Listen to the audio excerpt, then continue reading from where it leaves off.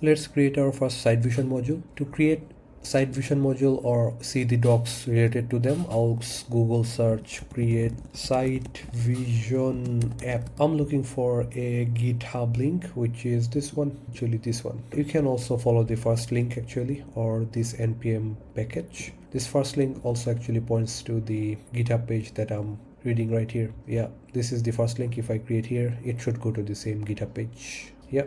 So as you can see, these two are same page. Okay, so you can either follow this GitHub link or go to here and then click on the first link, which will take you to the official GitHub page. As you can see, this is from Sight Vision. Okay, the very first link is the only thing that you need. So this is the command that I need to run locally to create a new Sight Vision module. I'll copy this link and then open a terminal window. terminal terminal. Another option is opening the code editor directly, so I'll open VS Code and then open an empty folder inside the VS Code. So if I hit Ctrl Shift P, open folder, I can create a folder anywhere I want, but for this tutorial series I'll store everything in the desktop. I'll name it Sight Vision tutorials. So this will be the parent folder. Yes, I trust the author, so I'll hit this check mark and then click this button. All right, there's nothing as of now in the folder, but I will copy this command here and then open terminal. There's multiple ways to open a terminal. I can use this button, the one with the bottom panel. So in the bottom panel I can go to terminal and then here is my terminal. Another option is you can hit Ctrl Shift P, which will open up this command panel, and here you can search for integrated terminal. Actually, I think it's called only terminal. Create terminal, open external terminal, create terminal. Yeah, so this one is the one that I was looking, which is called toggle terminal. So if I hit that, you can also see there's a shortcut, by the way. If I hit that, the terminal, your terminal panel will either be visible or, so you can see by pressing that shortcut that was shown to me, I can open and close my terminal. So in my terminal, if I have Node.js installed, I can just make sure it is. So I'll type node dash, it will give me a version.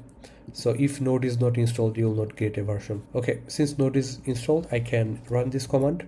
But here I'll change the last part. It is called my new app. It will become the name of our app. So I will name it something more readable. So let's do 01. Actually, let's not use the number at the beginning. App 01. Let's do like this. So the app's module's name will be app01. So as you can see, a new folder was created. It is actually installing all the necessary modules, but it will ask me a few questions before it is done.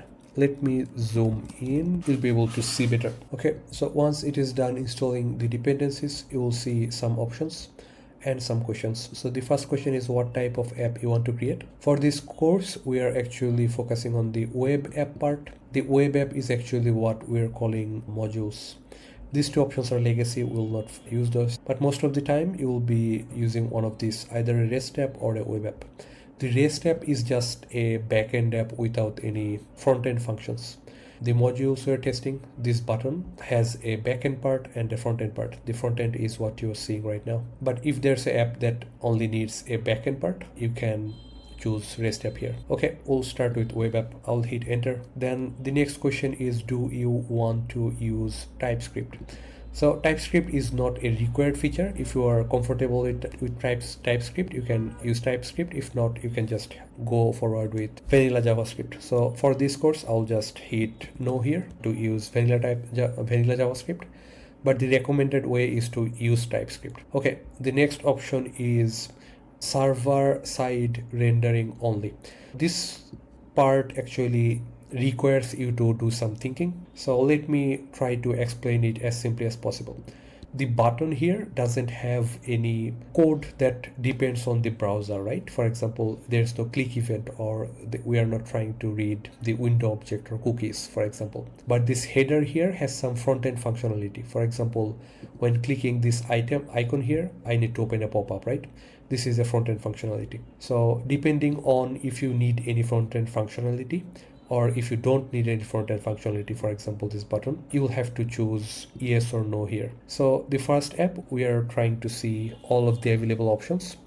Server-side rendering only, I'll say it no. That will mean I will need both server-side and client-side rendering. So if you're unsure if you need both, just choose no here. So I don't only need server, I need both server and client. Okay, if you're unsure, hit no here. I'll type N and then press enter. So for the rest of the items, it will ask me some questions. For example, what is your development domain?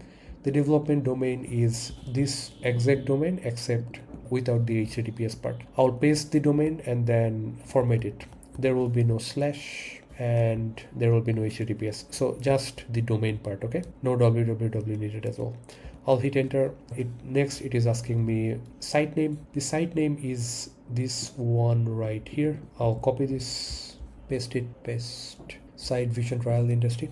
Okay, next it is asking me the name of the add-on. So everything you're seeing from this question and onward, we will be able to change them later. Okay, so this is not as important to answer right now, but yeah, we can just fill it out, then I'll show you how to change them later. So add-on name, will name it the same as our app, so app01. So username for development site, the username should be the same username that you are using to log in. It doesn't have to be your username, but any of the users you can use.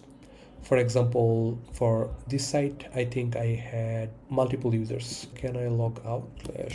Log out. Yeah, I don't remember how to log out. Let me get the password from my password manager. We'll just do a search here. Site Vision S. This is the wrong Site Vision Cloud.s. We have multiple users, right? For example, Imtiaz. This is my personal account.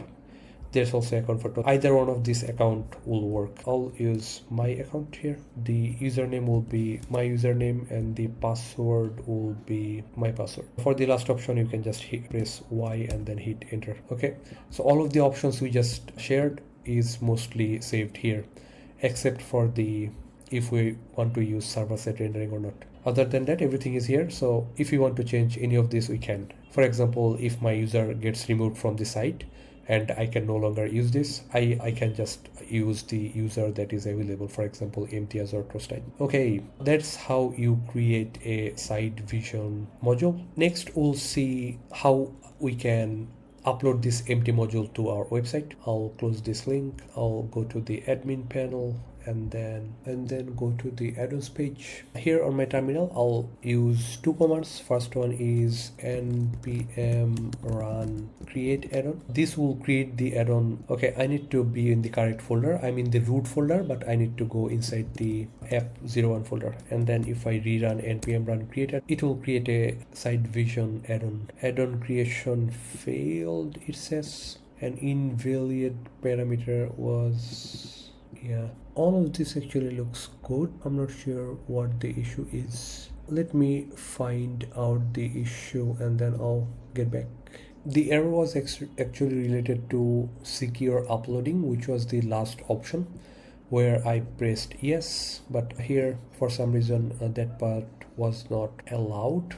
I found out that error by modifying this line, while when I tried to add HTTPS in front of it, I saw that it's adding HTTP. So yeah, we could also solve it by actually maybe, yeah, turning it to false instead of removing it. That should also work, but yeah, we'll see this again when we create our next test. Okay, so once the app is created by running this command npm run create add-on, you'll see a success message. And now if I go to the add-on screen and refresh, we should get a app1, which is here. This doesn't has any version. To upload a version, by default the version is 001. We will not change it for now. I'll just hit nr npm run dev, which will upload our app specific version to here. So now if I just go back and then go inside one more time, we should be able to see a app version here. So this is the default app. It shows hello world. We will explore the app structure in the next video and where this hello world is coming from, and also the settings screen that we can see here.